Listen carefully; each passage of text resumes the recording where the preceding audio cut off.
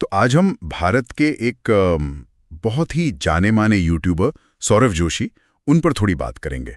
जो जानकारी हमारे पास है वो बताती है कि ये भारत के नंबर 1 डेली व्लॉगर हैं। हाँ, नंबर 1 डेली व्लॉगर, और उनके आंकड़े भी मतलब कमाल के हैं। वही तो, यूट्यूब पर 30 मिलियन सब्सक्राइबर्स, ये तो मतलब अपने आप में ये एक बहुत बड़ी बात है। बिल्कुल। तो आज हम कोशिश करेंगे समझने की कि ये सफर असल में है क्या, ये कहानी क्या है, और ये जो इतनी जबरदस्त सफलता मिली है उसके पीछे क्या वजहें हो सकती हैं जो हमें सोर्सेस से पता चल रहा है। इसमें एक बात जो बहुत दिलचस्प निकल कर आती है ना जानकारी से, वो ये है कि व्लॉगिंग की जो प्रॉपर शुरुआत है वो लॉकडाउन के टाइम पे हुई। अच्छा। हाँ, तो ये सिर्फ एक क्या कहते हैं इत्तेफाक नहीं लगता। वो जो दौर था जब सब लोग घरों में थे, शायद कुछ मनोरंजन ढूंढ रहे थे, किसी तरह का कनेक्शन। हाँ, कनेक्शन की तलाश थी एक तरह से। बिल्कुल। और तभी सौरभ के चैनल ने एकदम से तेजी पकड़ी। ये तो वाकई में सोचने वाली बात है। तो क्या सोर्सेज में ये पता चलता है कि लॉकडाउन का वो जो खास माहौल था उसने कैसे मदद की? मतलब उनके रोज के व्लॉग्स में ऐसा क्या खास था जो इतने दर्शक जुड़े उस वक्त? हाँ, लगता तो है कि दो चीजें थी। एक तो जैसे आपने कहा टाइमिंग, लोग ऑनलाइन थे ज्यादा, और दूसरा उनके कंटेंट का जो स्टाइल है। जानकारी ये इशारा करती है कि वो जो उत्तराखंड वाली पृष्ठभूमि है हल्द्वानी की, हाँ। और परिवार के साथ जो पल बिताते हैं उसकी जो सादगी है, शायद लोगों को वो रियल लगी। मतलब एक असलियत का एहसास। हाँ बिल्कुल, ऐसे टाइम में जब इतनी अनिश्चितता थी तो वो रोज की सिंपल लाइफ शायद अच्छी लगी लोगों को। सादगी और रोज का जुड़ाव, और यहीं पे शायद उनकी कामयाबी का दूसरा बड़ा पिलर आता है जिसका जिक्र बार बार है जानकारी में, कंसिस्टेंसी। रोज एक वीडियो। हाँ, रोज। ये सुनने में लगता है आसान, पर करने में तो मतलब बहुत बड़ी कमिटमेंट चाहिए होगी। क्या इस चुनौती पर कुछ कहा गया है सोर्सेज में, या कैसे निभाते हैं वो इसे? बिल्कुल, रोज कंटेंट देना मतलब दर्शकों के साथ एक मजबूत रिश्ता बनाना, एक आदत सी बन जाती है देखने वालों के लिए। सही बात है। उनकी मेहनत तो दिखती ही है, पर यह भी हो सकता है कि यूट्यूब का जो एल्गोरिदम है वो भी इस रेगुलरिटी को रिवॉर्ड करता हो, रीच बढ़ती है। अच्छा, हाँ ये भी हो सकता है। और शायद उनका जो फॉर्मेट है जो अपनी जिंदगी के आसपास है, उससे रोज वीडियो बनाना ज्यादा आसान हो जाता हो, बजाय उन वीडियोस के जिनमें बहुत ज्यादा प्रोडक्शन लगता है। और इस रोज की जिंदगी का जो सेंटर पॉइंट है वो है उनका परिवार।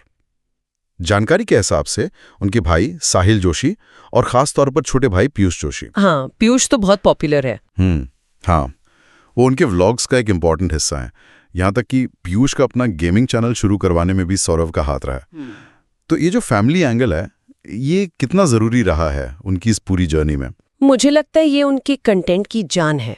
आज के टाइम में जहाँ बहुत सारे इन्फ्लुएंसर्स एक खास तरह की लाइफस्टाइल दिखाते हैं, थोड़ी ग्लैमरस या परफेक्ट, सौरभ का कंटेंट एक आम भारतीय मिडिल क्लास परिवार की झलक देता है, और वो भी पहाड़ों के बैकग्राउंड के साथ। हाँ, वो शांति वाला माहौल। तो वो जो अपनापन है, जो पारिवारिक वैल्यूज हैं, शायद वो दर्शकों को ज्यादा कनेक्ट करती हैं।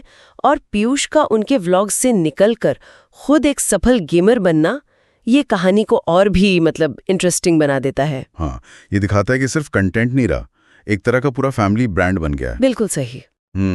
और इस ब्रांड की जो फाइनेंशियल सक्सेस है वो भी कमाल की है। जैसे बताया गया है, इतनी कम उम्र में यूट्यूबर और ब्रांड प्रमोशन से करोड़ों कमाना, Amazon, फ्लिपकार्ट, वीवो जैसे बड़े ब्रांड्स का जुड़ना, ये आंकड़े क्या दिखाते हैं? ये आंकड़े दिखाते हैं आज की क्रिएटर इकोनॉमी की पावर, कि कैसे एक अकेला इंसान अपने कंटेंट के दम पर एक पूरा बिजनेस खड़ा कर सकता है।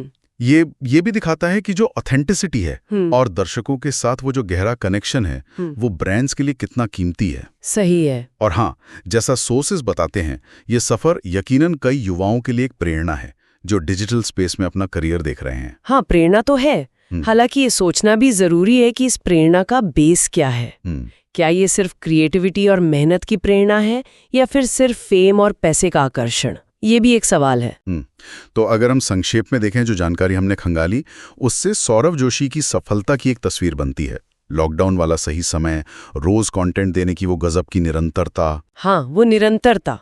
परिवार पर फोकस करने वाला कंटेंट जो आम दर्शक से जुड़ता है, और फिर उसे ब्रांड्स के साथ कामयाबी से जोड़ना, ये सारे पॉइंट्स मिलकर ये कहानी बनाते हैं। हाँ, ये सफर और ये नंबर्स यकीनन बहुत प्रभावशाली हैं, पर ये हमें एक गहरे सवाल पर भी सोचने को मजबूर करते हैं कि डिजिटल दुनिया में स्टॉप पर पहुंचने और बने रहने के लिए अपनी निजी जिंदगी को लगातार मतलब इस स्केल पर कैमरे के सामने लाना, हाँ, ये कितना जरूरी है और इसके लॉन्ग टर्म असर क्या हो सकते हैं एक इंसान की जिंदगी पर, ये एक सोचने वाली बात है।